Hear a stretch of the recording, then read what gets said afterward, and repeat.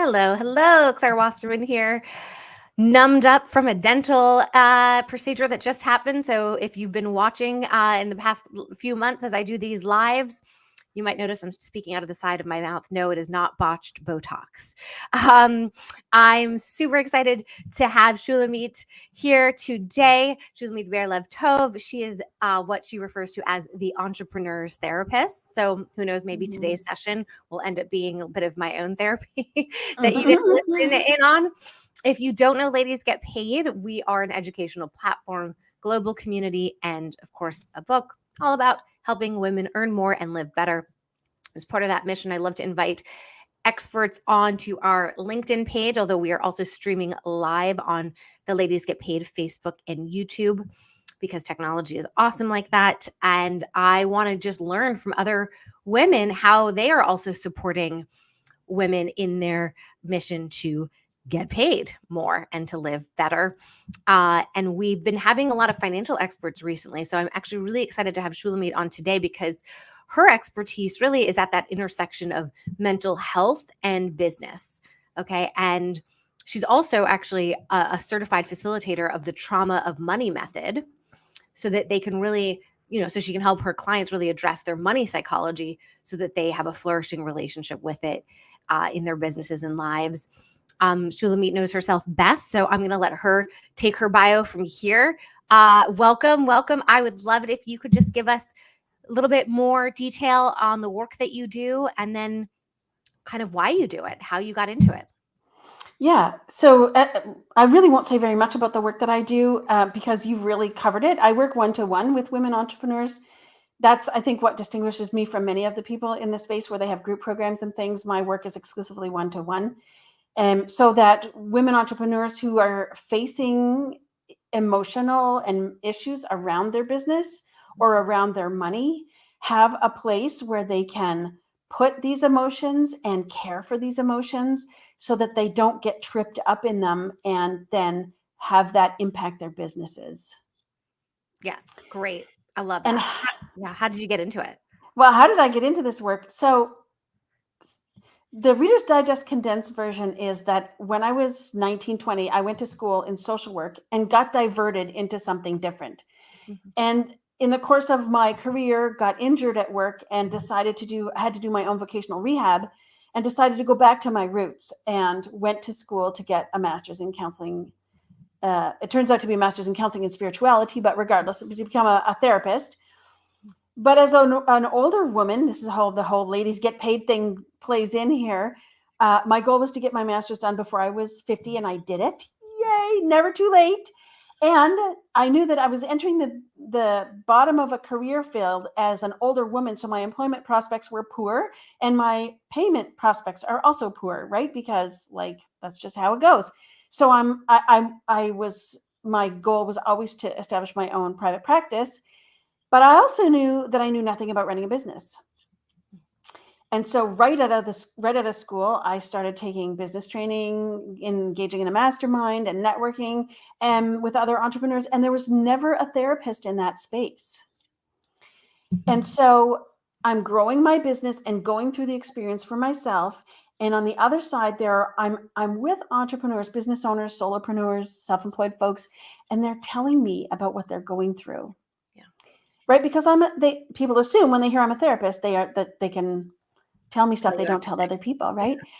And at a certain point, I kind of went, oh, wait a minute, my business mind and my mental health mind came together, and I went, there needs to be somebody who can support people around the mental and emotional challenges of running a business. Mm-hmm. And I saw the gap. I thought, hey, I got the skills. And that's how the Entrepreneur's Therapist was born. I love it. It's so necessary. I feel like the journey of entrepreneurism is like the macro intense version of what probably most people experience. It's just very concentrated because you're going through a roller coaster as you put yourself out there, the vulnerability that it takes to start your own business. There's this line that I love on your website says, don't blow up your business when the shit hits the fan. So I would love, maybe just walk us through as if, I'm a client, or you can think back to, an actual client, somebody who comes to you, what do you often see are their mental health challenges? Assuming that they're not being proactive necessarily, right? Like the shit has hit the fan and now they're like, I got to call you. What are they? Yeah. What are you seeing? And then what are some first steps to just like setting a really good mental health foundation? Yeah. So the first thing that I see, and I'm just feeling it right now, like the sadness that I feel around it. Women come to me stressed out, burnt out, sick, and blaming themselves. Mm-hmm. Oh, because I didn't make mental health a priority. Oh, I didn't do enough self-care. Oh, I didn't do this or that. They individualize an issue that isn't theirs to individualize. Mm-hmm. We are doing hard work, and we are humans doing hard work. And as human beings, we cannot escape the impact of the hard work that we do. Working isolated, as we often are, in high stress, high demand environment, the natural, in quotation marks, natural consequences of that are that we will be affected. Mental health risks are an inherent part of entrepreneurship. And so the first step that I take with clients, and how we get there can vary. Mm-hmm. Sometimes it's me just telling them, hey, listen, you mentioned this, and this that's stressing you out. Look at how much that is. There's absolutely nothing wrong with you. This is what happens when we do this. And they go, oh, you mean I'm not crazy? You mean I'm not broken? I'm just getting choked up when I think about this because of how powerful it is to see the relief, and how it just breaks my heart to see people blaming themselves for things that aren't their fault. Right? This is hard work and we're going to be affected. It's not a question of if, but when, and to what degree. And really, either if a person is coming very emotional, the very first step is to spend time with those emotions, right? To say, yes, of course, you're feeling upset. Yes, of course, maybe you're feeling shame. Yes, of course, this is a very difficult work that we're doing, and we're exposed to all these messages that lead us to believe that we're failing or not good enough. Of course, this is painful. Let's just pause together. And actually, I'm going to do it myself too. Just pausing to take in. Of course you would feel this way. There's absolutely nothing wrong with you. Right? And there might be a little bit more work, because sometimes when you say there's nothing wrong, then there's the inner critic that comes, yeah, but if I were better at this, or if I only did more of this, and the inner critic, I should say the internalized critic, because it's really messages that we get from hustle culture and systems of oppression that we internalize without becoming aware, that end up being the critical voice in our head, right? And so sometimes that will take some time and care and attention too. And sometimes it's giving people the data, like I did to you. I just laid it out for you, like, hey, this is the way it is to be. And so either way is a way in for the person. And it alleviates, like I say, 50% of people's distress to know that there's just nothing wrong with you. Yes. Yeah. Something that struck me when I started the Ladies Get Paid journey, I went across the country and I hosted these town halls for women to come together to talk about money and their relationship with it. And 19 cities, probably about 200 women per city. And the number one email I would get after everyone was, I thought I was the only one. Mm-hmm. And the realization of the collective realization really was profound, was enough for a lot of people to make a shift in whatever that shift they needed to be making was. So profound.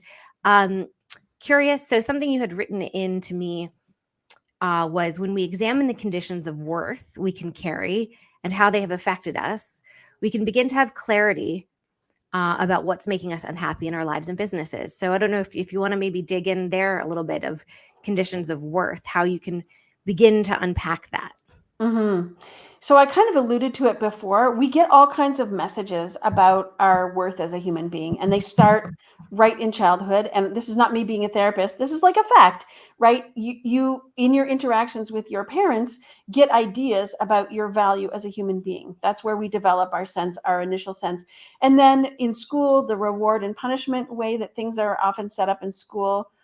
And even then in work, when we're in employment, the reward and punishment, the way things are set up for us, all of these things, if we aren't skilled at taking this in and knowing what to do with this, we make it mean something about ourselves. And so one of the things that I'll say to my trauma survivors, when I used to work exclusively with trauma survivors, especially when you're younger, like under 20, and somebody treats you like shit, you think you are shit. Mm-hmm. That's the conclusion you draw. When people treat you poorly, as if you aren't worthy, you begin to believe that you actually aren't worthy. And this is what I mean by conditions of worth, right? That if you're thin enough, if you're white enough, if you're rich enough, if you're whatever enough, if your butt is the right shape, like the Kardashians who got surgery to modify their bodies, but now are demodifying. All these conditions of worth, you get all these messages. And if we don't look at them critically and notice, oh, wait a minute, this is actually not my own value. This is an idea that I've absorbed from someplace else. It's not mine, and it's causing me harm, and I don't want it. So I'm going to consciously move that out of me. And there are ways in therapy that we work with this over time. And I'm going to choose another value that serves me better. So when we look critically at those internalized ideas, that's what I'm saying about when we can get clear about, we always have this high bar. We can see the bar and we can see what we're doing to ourselves with it, and we can choose to do differently. And that helps us feel better. Mm-hmm. Mm-hmm. Are there certain mental health challenges that you tend to see more in entrepreneurs? I know that that's your specialty. So maybe you don't have a data set to compare them to, but I'm kind of curious in the journey of an entrepreneur, patterns of mental health, what you tend to see, and maybe some tangible tools for those who are watching. Sure. So I'll start right away with a tangible tool. You might have seen me earlier place my hands palm down on my heart space and take a breath. And I said, of course, of course, of course, of course. And in my opinion, this is the single most powerful tool for anyone when they are in distress, but especially entrepreneurs. Right? Let's say that you've had a bad client call, or you just got an email. This is when that happens. An email will come in and your whole, you'll get, Brittany has made a comment. Are we all trauma survivors? Why else would we choose this life? I'll address that in a second, and what made me laugh is it's really, I think, a very good question. The email comes in and your stomach flips over and your heart starts to race and your mouth gets dry and your palms get sweaty because it registers in your nervous system. Even though this is not a bear and it's not going to eat me, your nervous system responds as if that's true. Right? And so this just taking a moment or two to give yourself this gesture. Yes, this is upsetting to me. Yes, when clients are unhappy, it's scary because it feels like a threat to my business survival, and a business threat to my business survival feels like a threat to my life. Mm-hmm. So of course, right? This is the single most powerful tool, this gesture. You can experiment. For some folks, the gesture can be like holding their hands gently in their face, or putting their hands on their belly, putting their hands on their belly or on their thighs, or just clasping their hands together, whatever kind of a touch feels soothing to you. And those words, of course, of course, of course, of course, I feel this way. Mm-hmm. Who wouldn't under these circumstances? Yeah. So I do have ideas about the specific challenges, but I want to talk I want to address Brittany's comment because I think it's pretty powerful. And I do want to talk about Nicole Lewis-Keeber, who was speaking with you a couple of weeks ago, Claire. Her expertise, Brittany, if you want to check out Nicole, is on the intersection of trauma and business. And it's such powerful work that Nicole does. And what I believe is that some of us will choose to go into business for ourselves as a way of creating safer space for ourselves. Mm-hmm. And for me, for example, I am a trauma survivor, and like no one is going to fuck me over that's not going to happen. No one is the boss of me. I am self-determining. I'm not taking any more crap, especially from male bosses, right? Like done with that. So there is a way in which my trauma plays an important role in the fact that I decided to go into business for myself. What's important about it is to recognize how our nervous system trauma responses can impact what we do in business, how we respond to clients, how we structure our business, how we structure our relationships with our businesses. And I'm not really going to say more about that because everything I learned about this, I learned from Nicole. So Brittany, check out the live with Nicole and also check out her LinkedIn and some of the podcasts that she's been on because it's very powerful. But to me, that's part of the answer about why we choose this life, is that it's a way we can create safety for ourselves and have autonomy and choice and influence over our lives and our money. Because autonomy, I mean, everybody wants autonomy, but it's that much more precious for trauma survivors, I think. I feel more secure working for myself than working for somebody else. But to your point of like the overarching feeling great, and then how you deal with the everyday, then that can be sometimes where it gets trickier. Like, sounds great to work for yourself, and it is, until you realize, am I charging enough? Are there reasons why I'm not charging enough? I mean, I know you Sure. go and, that's something that you specialize in, the psychology of money. Which One of the things that really gets to me about am I charging enough is how, and I don't know what your stance is on this, Claire. I'm imagining you might have some ranty things around this. Charge what you're worth. For trauma survivors, issues of say that. I know it's something I used to say, get paid what you deserve. And I was like, what the hell does that mean? Because you deserve the world. You as a human being are priceless. Yeah, But absolutely. the market forces, that's what you have to dig into. Yeah.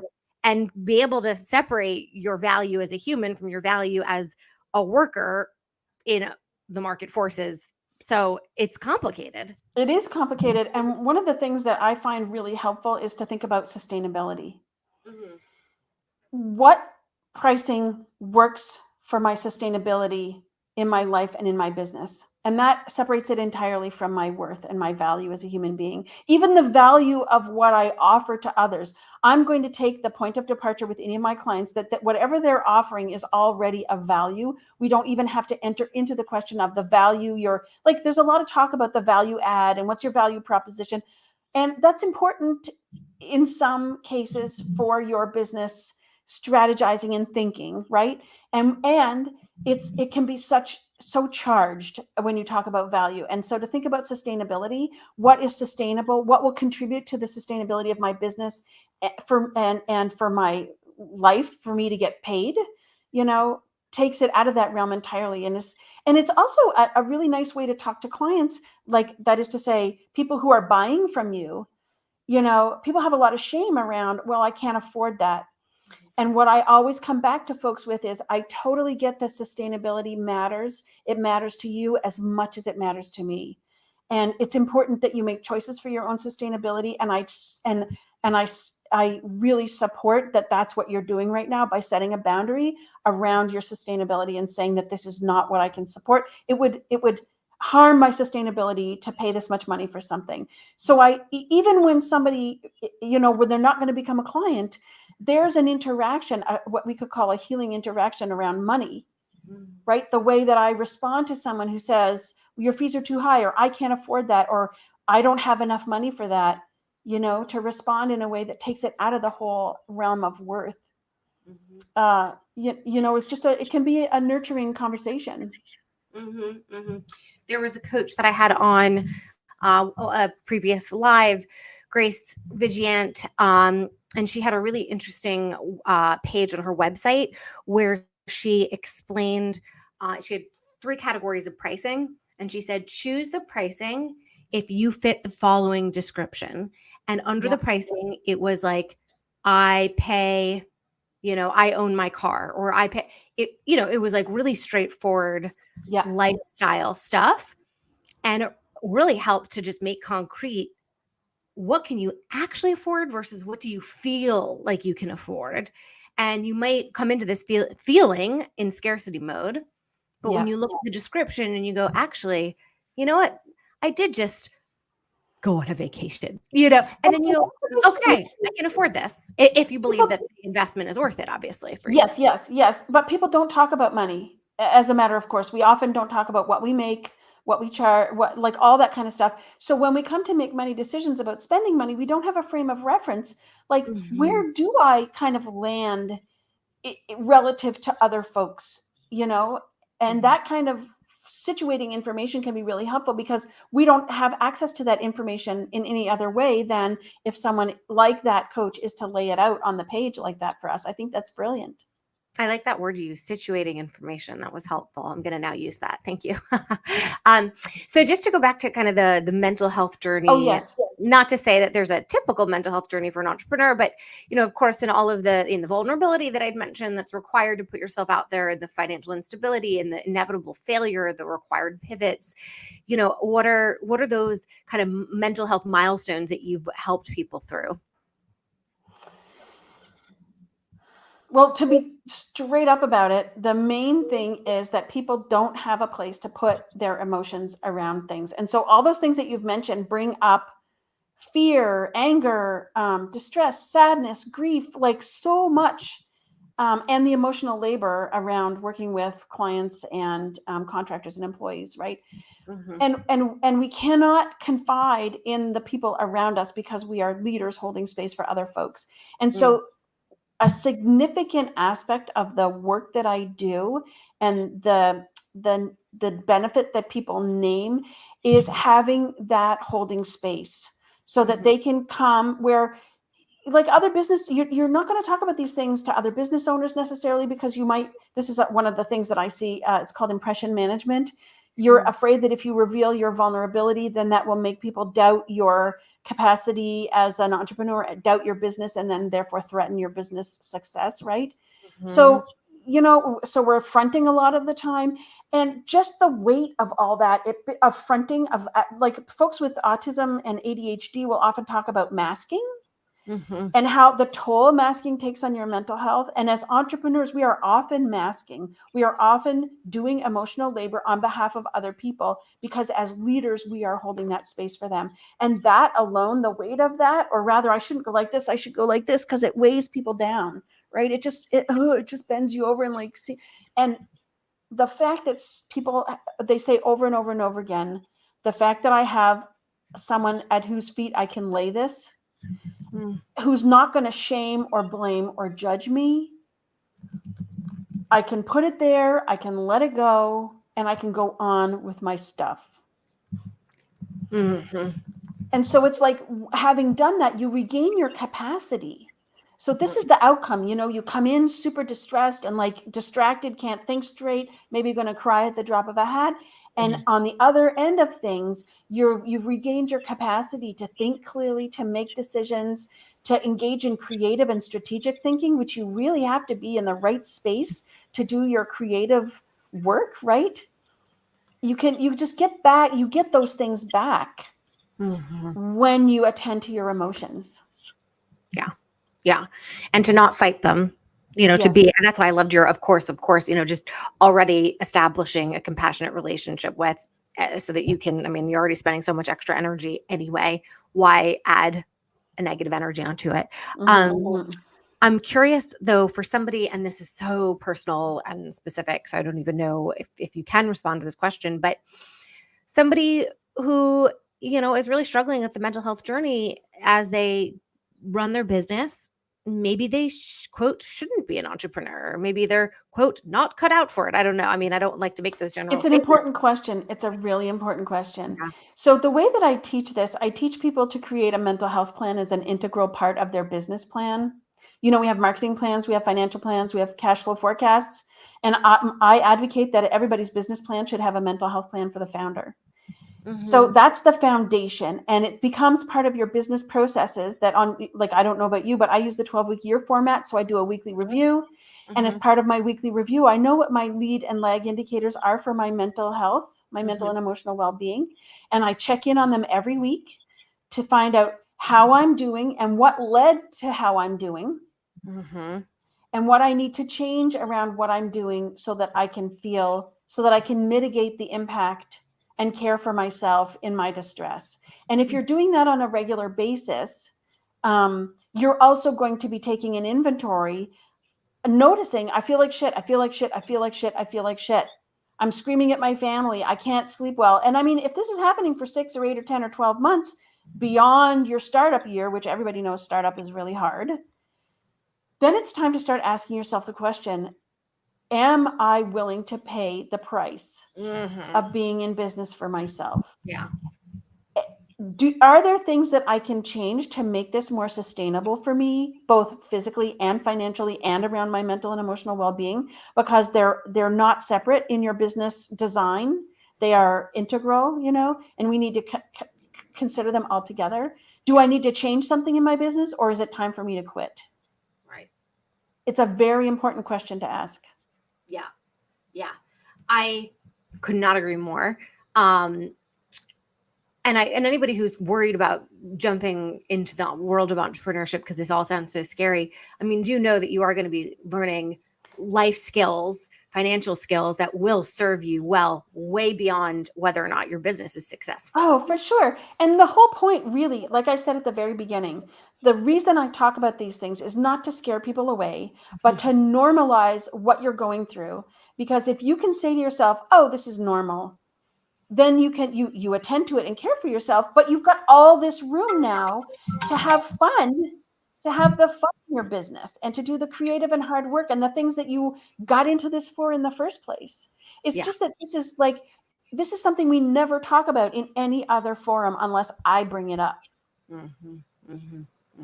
Yeah, absolutely. So we've got about 3 minutes left. So I'd love to give you an opportunity. Well, first tell us where we can find you, follow you, and most importantly, pay you. And for those watching on our YouTube and Facebook pages, come on over to Ladies Get Paid LinkedIn, because Shulamit is going to be commenting underneath this recording with those links. You can connect with her directly there. So do tell us all of that, but also just kind of final words of wisdom as it comes to the mental health intersection with business. Well, if there's only one thing you take away from this, I would invite you to recall that when you're having a hard time, there's really nothing wrong with you.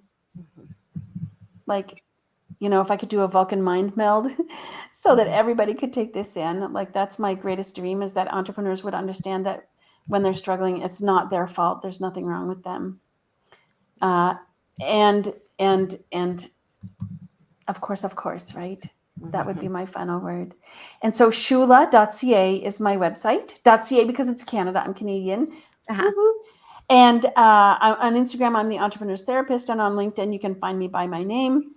And I love to talk to folks in the DMs. I do post on a regular basis, but the most fun of LinkedIn and Instagram is having conversations with people. So like, if you're struck by this, or you have questions, or you just want to say, hey, pop into my direct messages, I'd be happy to hear from you. Awesome. Thank you so much for being here. Thank you, Claire. Thank you to those who were here live, but of course also watching after the fact. Come follow Ladies Get Paid. Ladies Get Paid on all social channels. I'm Claire Gets Paid on Instagram. If you want to know about our upcoming events, many of them, most of them are free. Subscribe to our newsletter, ladiesgetpaid.com/subscribe. We also have a pro membership option. It's free to join the community. But if you'd like to participate in group coaching, member matching, access to our entire video library for free, which is hundreds of hours of educational content, that's just $15 a month. So pretty good deal. Any last things you'd like to mention before we say goodbye and I take my daily pregnancy nap? No, I'll send you off to your nap and for the freezing to wear off so that you can feel better. Yes, yeah, I think I did pretty well. Yeah. I couldn't tell. Good. Yes. See, this is so much of the mental health journey is we're hyper aware of something and no one else is. No one else knows. Yeah. Awesome. All right. Thank you, Shulamit. Really appreciate you, and everybody stay well. Now go get paid. Bye.